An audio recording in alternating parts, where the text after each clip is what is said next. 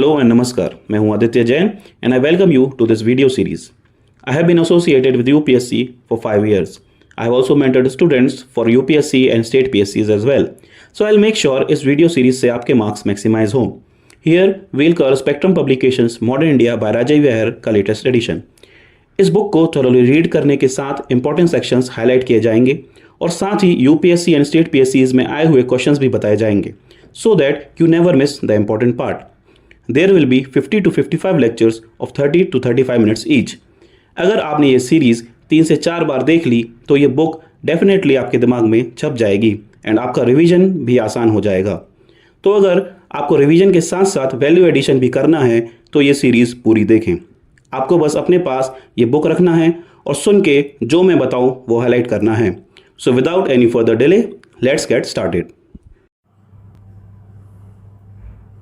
Hello students, welcome to Ghatna Sutra. So we shall continue from where we left. अभी तक हमने basically constitutional functions वगैरह और पुलिस फंक्शंस को जो भी police developments and constitutional developments पढ़ लिए थे. अभी हम पढ़ेंगे development of judiciary in British India. तो जुडिशरी में भी कुछ ना कुछ डेवलपमेंट आया होगा, बेसिकली वही पढ़ने वाले हैं, राइट. अगेन आप ये सब पढ़ चुके हैं. Basically, this chapter is the compilation of all the things you have read in the previous chapters, basically regarding the specific things like police, judiciary and administration, right? तो इन सबको मिला जुला कर जो भी चेंजेस आए हैं उन सब के बारे में इस चैप्टर में डिस्कस किया गया है, राइट. इससे आपको मेंस और प्रीलिम्स में दोनों में क्वेश्चन बन सकते हैं, of course, definitely. But then again ये सारे क्वेश्चंस आप जो प्रीलिम्स से स्पेसिफिक थे और बहुत सारे मेन स्पेसिफिक भी होंगे कुछ जो थे वो आपको प्रीवियस चैप्टर्स में डिस्कस किए जा चुके हैं, राइट. तो यहाँ पर हम उसका एक एडिशनल वर्जन पढ़ रहे हैं, right. So you just keep on adding what ever you have left behind, right.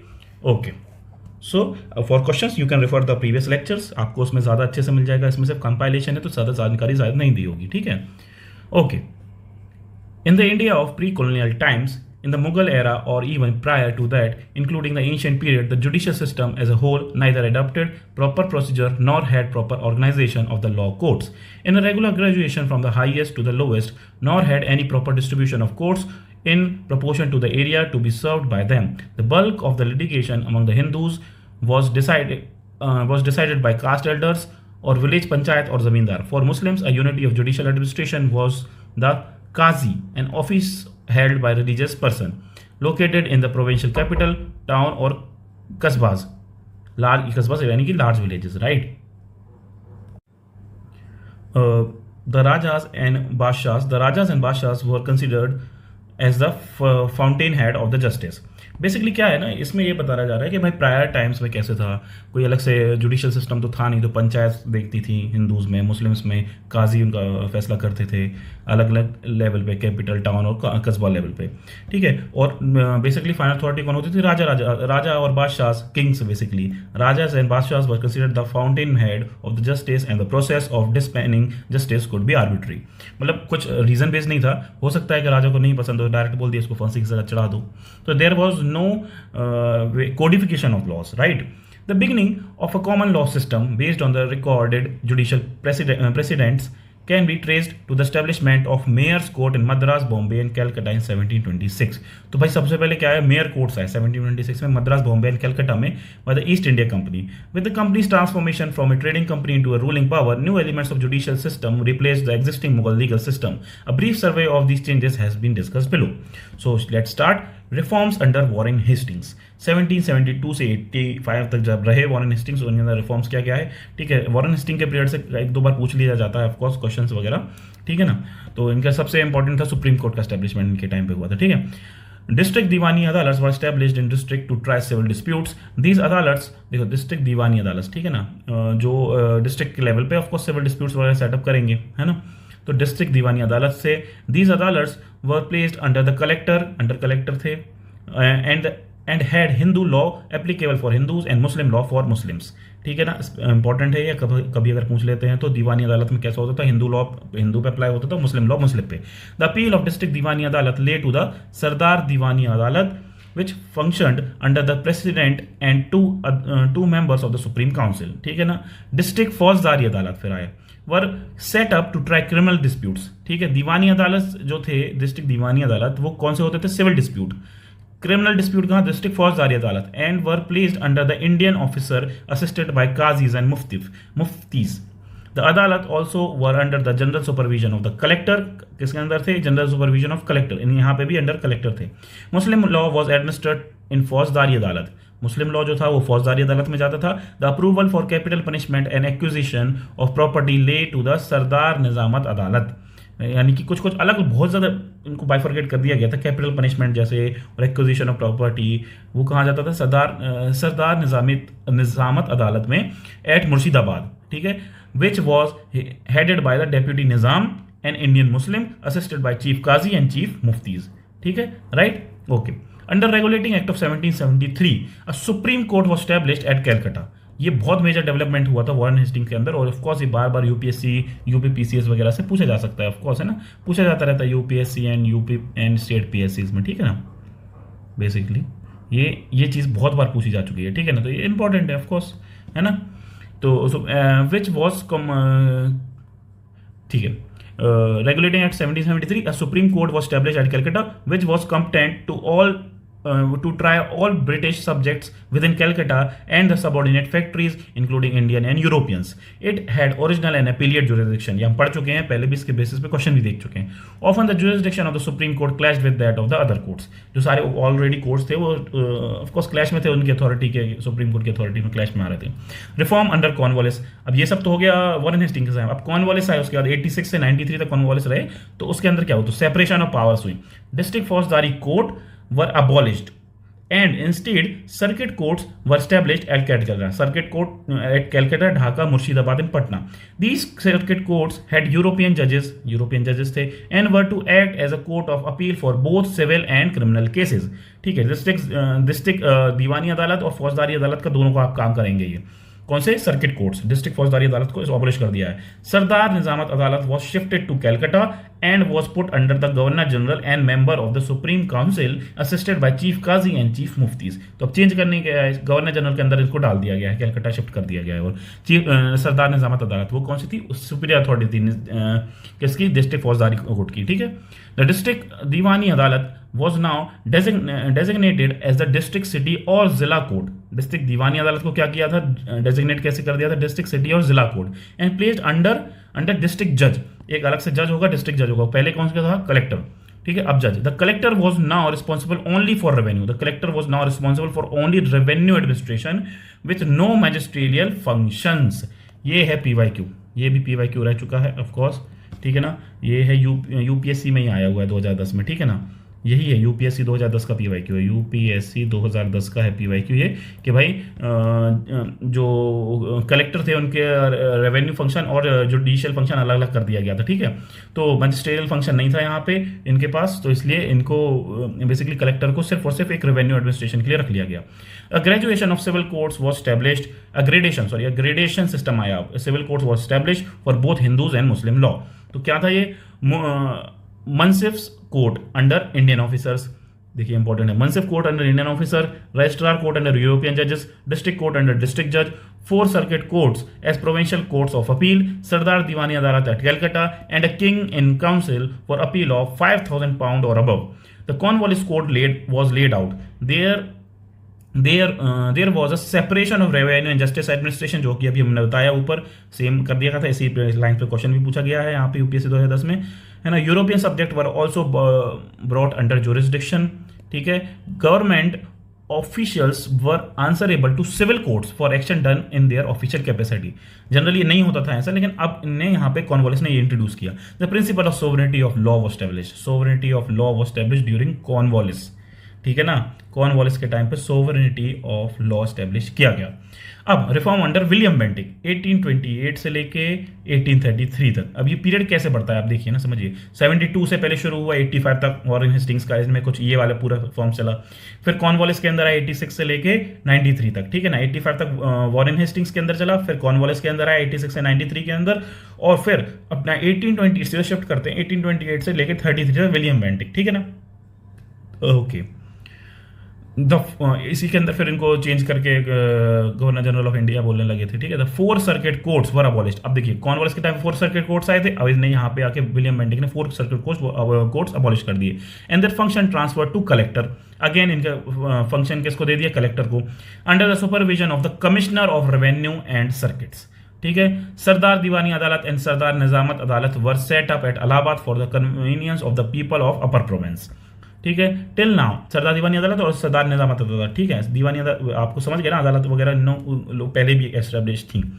Till now Persians was the official language, Persian was the official language of the court. देखिए अभी English और हिंदी कुछ नहीं, Persian थी language. आपको थोड़ा सा सुन के अजीब लगेगा but then again it is a fact.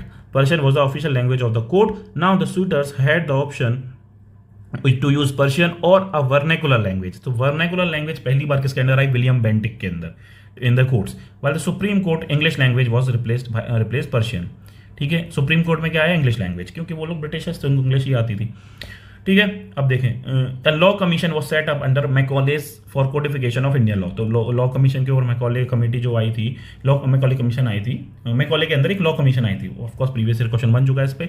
As a result civil procedure codes है ना, CRPC code 1859 was set up and Indian Penal Code 1860 was set up and code criminal procedure code है ना CRPC 1861, ठीक है। तो अब देखते हैं civil procedure code CPC, Indian penal code IPC and CRPC criminal procedure code 1861 was prepared। इतने पहले बना था अपना ये, ठीक है ना, जो हम अभी कुछ टाइम पहले तक यूज करते थे, फिर इसने सरकार ने चेंज कर दिया उसको, ठीक है ना, भारतीय न्याय संहिता से, ठीक है। लेटर डेवलपमेंट क्या हुए 1860 में क्या हुआ, it was provided that the Europeans can claim no special privileges accept in criminal cases and no जज of an Indian origin could try them, no जज of an Indian origin could try them, ठीक है। 1865 no special privileges accept इन criminal cases भी था इनके ऊपर, ठीक है। 1865 supreme court and the Sardar Adalat were merged, ठीक है। Supreme court and Sardar Adalat were merged into 3 high courts at Calcutta, Bombay and Madras, right. 1935 में गवर्नमेंट ऑफ इंडिया एक्ट बना आया, provided for a federal court setup in 18। ये भी PYQ है, ऊपर हम पढ़ चुके हैं जब ये आया था प्रीवियस चैप्टर्स में कि कौन सा PYQ कहाँ आया, वो हम ऊपर वाले में पढ़ चुके हैं। गवर्नमेंट, ठीक है, गवर्नमेंट ऑफ इंडिया 1935 में फेडरल कोर्ट सेटअप किया। 1937 में आया जो कि which court settle dispute between the government and code here limited appeals for from the high courts, ठीक है ना। अब हम पढ़ेंगे एवेल्युएशन, ठीक है। ये सब फैक्ट सारा हो गया, देखते हैं कि इसका इफेक्ट क्या पड़ा, ठीक है। बेसिकली कई बार अगर एक आध बार मेंस में पूछ लिया अगर, वैसे तो मुश्किल है। Positive aspect of judiciary under the British, positive क्या क्या रहा, rule of law was established, है ना, codification of laws replace the religious and personal laws of the ruler, even European subjects were brought under the jurisdiction although in criminal cases they could be tried by European जजेस only, government servants were made answerable to the civil courts, ठीक है। ये सब हम पढ़ चुके, दे could be tried under European जजेस only criminal cases में, ठीक है, हम पढ़ चुके। नेगेटिव एस्पेक्ट क्या था, the judicial system became more and more complicated and expensive, the rich could manipulate the system, there was ample scope of the false evidence, deceit and chicanery, ठीक है, जो भी है। Dragged out of litigation meant delayed justice.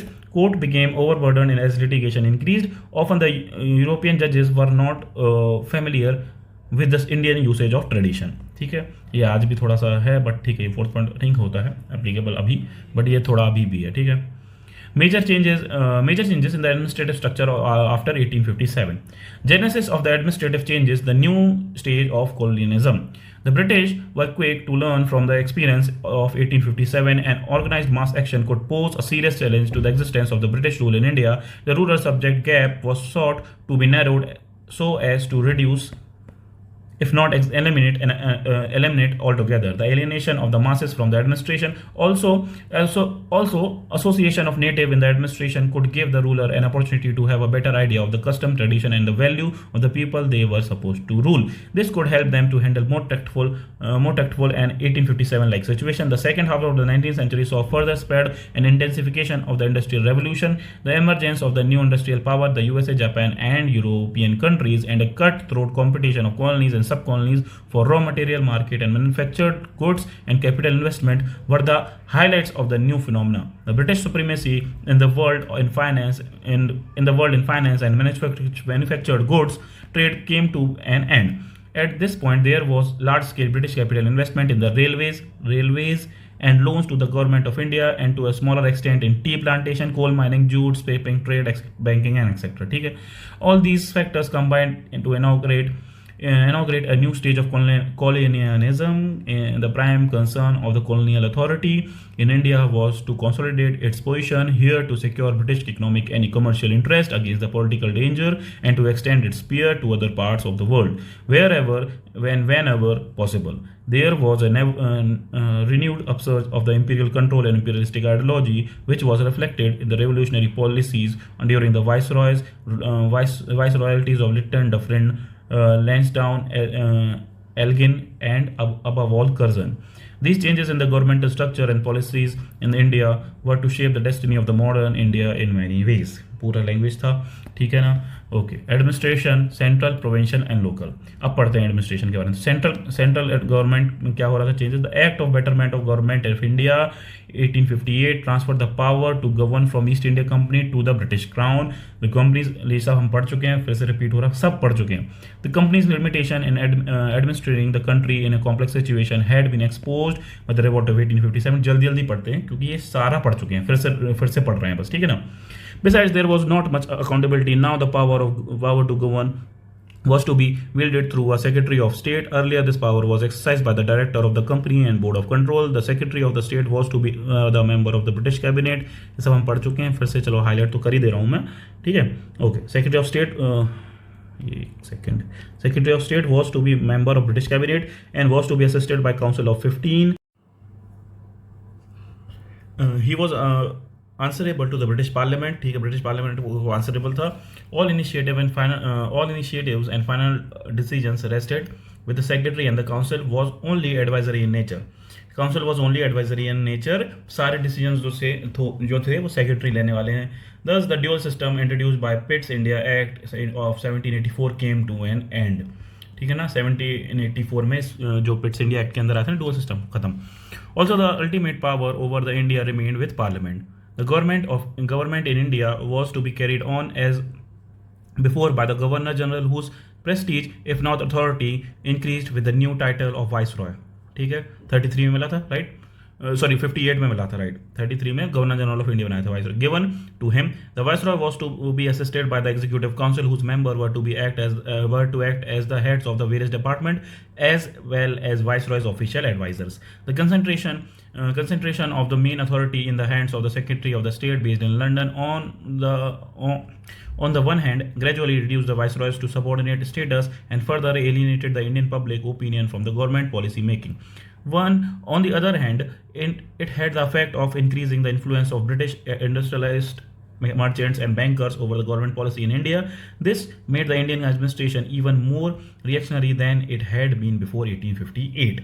ठीक है, ये सारा हम पढ़ चुके हैं. अगेन बता रहा हूँ, सिर्फ रिवीजन टाइप का समझ लीजिए आप इसको, ठीक है? इंडियन काउंसिल एक्ट के बारे में ऑफकोर्स बार पूछा जा चुका है. सारे एक्ट्स के बारे में पहले पूछा जा चुका है. सारे एक्ट से रिलेटेड क्वेश्चन हम पहले डिस्कस कर चुके हैं, right? So by the Indian Council Act of 1861, a fifth member who was to be a jurist was added to Viceroy Executive Council. For legislative purpose, the Viceroy could add 6 to 12 additional members, of whom at least half had to be non-officials who could be either Indians or English. The Legislative Council so constituted possessed no real power and was merely advisory in nature. Again, its weakness were as follows. It could not discuss important matters and no financial matters at all without previous approval of the government. It had no control over the budget. It could not discuss executive action. Final passing of the bill needed the Viceroy's approval. ठीक है, even if approved by the Viceroy, the Secretary of the State could disallow the legislation. Indian associated as non-officials were members of the elite section only, यानी कि princes, landlords, diwan, etc., and were not representative by the Indian opinion. The Viceroy could issue ordinances. 6 months of validity रहेगी उन ordinances की in case of emergency. Right, in case of emergency. ठीक है, the viceroy code issue ordinances, ये सब आप पहले भी पढ़ चुके हैं. ऑर्डिनेंस पावर, ये प्रीवियस ईयर क्वेश्चन है, ठीक है? ये सारे इंपॉर्टेंट है. आप पूरे फैक्ट वगैरह कौन से ऑफकोर्स आए हैं. The only important function of the Legislative Council was to endorse official measures and give them the appearance of having been passed by legislative body. The British government in India remained as before an alien despotism. Provincial government में क्या क्या भाई changes लेके आए थे? The Indian Council Act of 1861 returned the legislative power to provinces of Madras and Bombay, which had been taken away in 1833. Later, legislative council was established in other provinces. The three presidencies of Bombay, Madras, and Calcutta enjoyed more rights and power compared to other provinces. The presidency were administered by the governor and his executive council of three, who were appointed by the crown, while other provinces were administered by lieutenant governors and chief commissioners appointed by the governor general. ठीक है. In the following decades, some steps towards financial decentralization were taken, but these were more in the nature of administrative reorganization aimed at increasing revenue and reducing expenditure, and these did not in any way indicate progress towards provincial autonomy. The granting of fixed sum out of central revenue for administration of certain services like police, jail, education, medical services, and roads to provincial government signified the first step in direction towards the bifurcating central and provincial finances in 1870 by Lord Mayo. ठीक है, bifurcating central and provincial finances in 1870 by Lord Mayo. Now the provincial government were asked to administer these services as they liked. Certain other heads of expenditure like land revenue, excise, general administration, and law and justice were transferred to provinces in 1877 by Lord Lytton. ठीक है, okay, general, ठीक है, ये सब इतना ठीक है, okay. Besides this, a provincial government was to receive a fixed share of the income realized within their provinces from sources like stamps, excise, and income tax. 1822, all sources of revenue were divided into three groups: general, going entirely to center; provincial, going entirely to province; and those to be divided between the center and the province. 1882 में हुआ है. Nevertheless, the central government remained supreme and retained detailed control over provinces. This was inevitable since both the central and provincial government were completely subordinate to the Secretary of the State and the British government. ठीक है, local bodies पे क्या क्या फर्क पड़ने वाला है भाई, देखिए.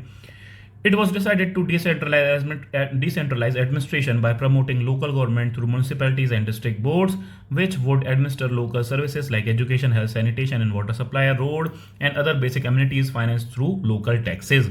There were many factors which made it necessary for the British government in India to work towards establishing local bodies. ठीक है, financial difficulties faced by the government due to the over centralization and made decentralization imperative. It became necessary that the modern advance in civil amenities in Europe be transplanted in India, considering India's increasing economic contract with Europe, the rising tide of nationalism, and improvement in basic facility as a point on its agenda. A section of British policymakers saw association of Indians with the administration in some form or the other without undermining the British supremacy in India as an instrument to check the increasing politicization of Indians. The utilization of local taxes for local welfare could be used to counter any public criticism of British reluctance to draw upon an already overburdened treasury or to tax the rich upper classes. The important stage of the evolution of the local government can be identified as follows. ये important. Between 1864 से 1868, local bodies were first formed in this period, but in most cases consisted of nominated members and were headed by district magistrate. Thus, these were seen not more than an instrument of additional tax collection. Right, अब देखते हैं मेयोज resolution of 1870. तो अलग अलग लोगों ने कैसे अलग अलग गवर्नर जनरल्स ने कैसे काम किया, अब तो वाइसरॉय कहेंगे इनको. The financial decentralisation was a legislative revolution inaugurated by the Indian Council Act of 1861. Apart from the annual grant from imperial government, the provincial government were authorised to resort to local taxation to balance their budget.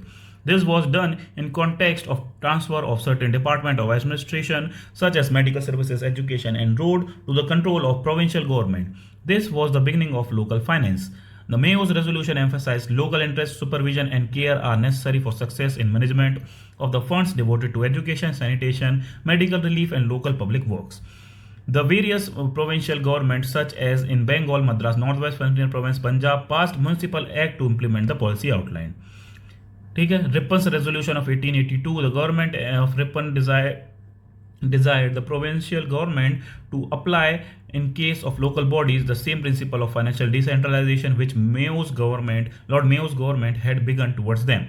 For this contribution, Lord Ripon is called father of self-government in India. ये again state PSC में पहले भी पूछा जा चुका है, ठीक है ना. तो याद रखेंगे, father of local self government किसको बोलेंगे, किसको बोलेंगे? रिपन को, ठीक है ना, रिपन को बोलेंगे father of local self government 1882 के टाइम पे, ठीक है ना।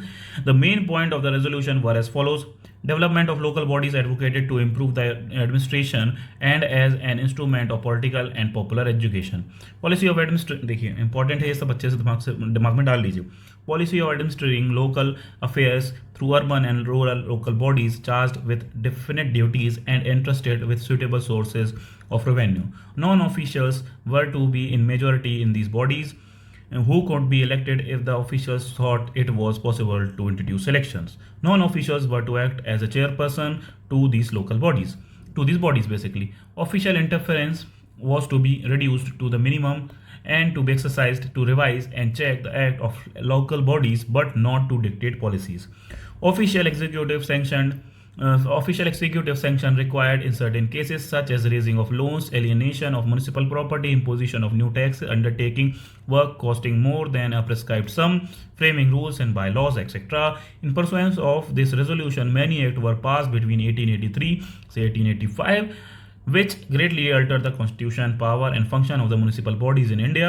But an era of effective local self-governing bodies was still a dream unfulfilled. The existing local bodies had various drawbacks. क्या क्या drawbacks थे भाई?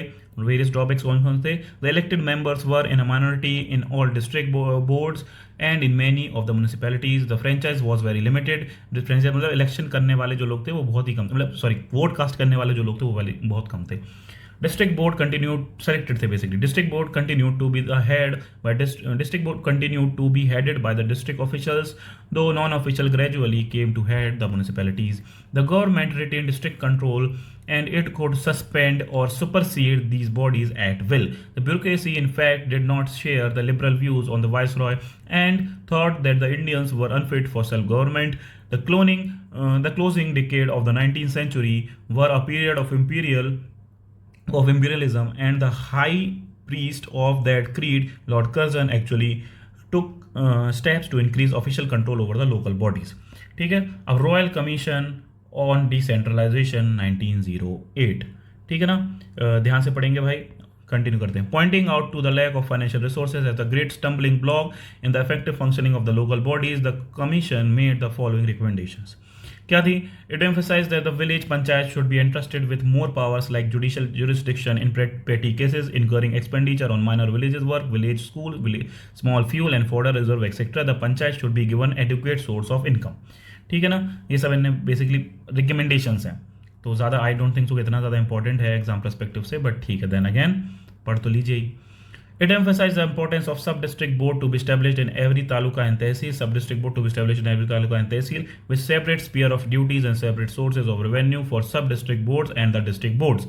Third, it urged the withdrawal of existing restriction on their power of taxation and also the stoppage of regular grants in aid from provincial government except for undertaking large projects. The municipalities might undertake the responsibility of the primary education and if willing for middle vernacular school, otherwise the government should relieve them from any charge in regard to secondary education, hospital relief, police, veterinary works, etc. Government of India Resolution 1915. इसलिए जल्दी जल्दी पढ़ रहा हूँ क्योंकि ज़्यादातर prelims के हिसाब से इंपॉर्टेंट नहीं है इसमें, ठीक है ना, थोड़ा बहुत है बट ठीक है, वो सब हम पहले भी पढ़ चुके हैं, तो it's okay.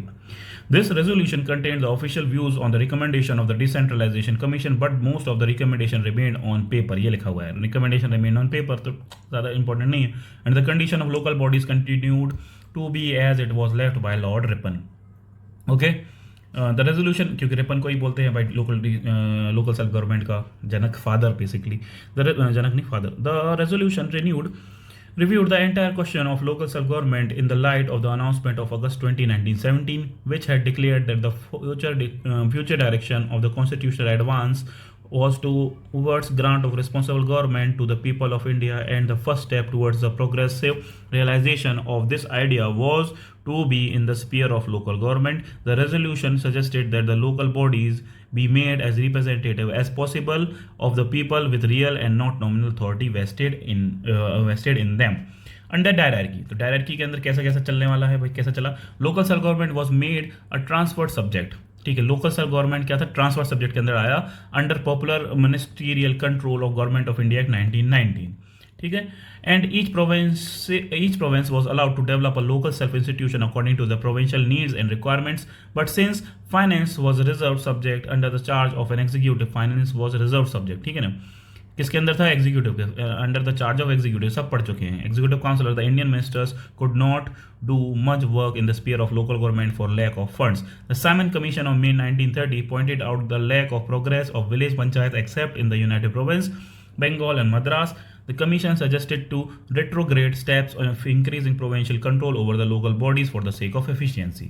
The commission also adversely commented on reluctance of elected members to impose local taxes and observed that generally speaking, the management of finances of local bodies had deteriorated since the introduction of reform of 1919. ठीक है, यहाँ पर हम complete करते हैं इस video को. सो इसके बाद है the Government of India Act 1935. So we shall continue this in the next video. Till then stay connected. Thank you.